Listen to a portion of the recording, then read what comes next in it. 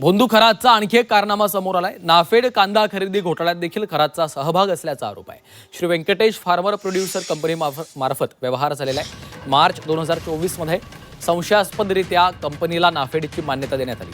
250 पेक्षा अधिक कंपन्या इच्छुक असताना खरातच्या कंपनीला प्राधान्य देण्यात आल्याचं देखील समोर येत आहे। कंपनीवर अशोक खरात, पत्नी कल्पना हे दोघे देखील सदस्य आहेत। शेतकऱ्यांची आर्थिक फसवणूक झाल्याची प्राथमिक माहिती आहे। 2021-22 पासून त्याचे स्वतःची व्यंकटेश्वरा आणि ईशान्येश्वर नावाची कंपनी फार्मर प्रोड्युसर कंपनी स्थापन केलेली आहे। आणि त्याचबरोबर त्याच्या इतर 17 ते 18 फार्मर प्रोड्युसर कंपनीमध्ये तो स्वतः संचालक आहे। असं त्यांनी या बोगस फार्मर प्रोड्युसर कंपन्या स्थापन करून नाफेड आणि NCCF जे सरकारी खरेदी होणार होती कांदा, मका आणि सोयाबीनची, या खरेदीचे कॉन्ट्रॅक्ट मिळवलेत।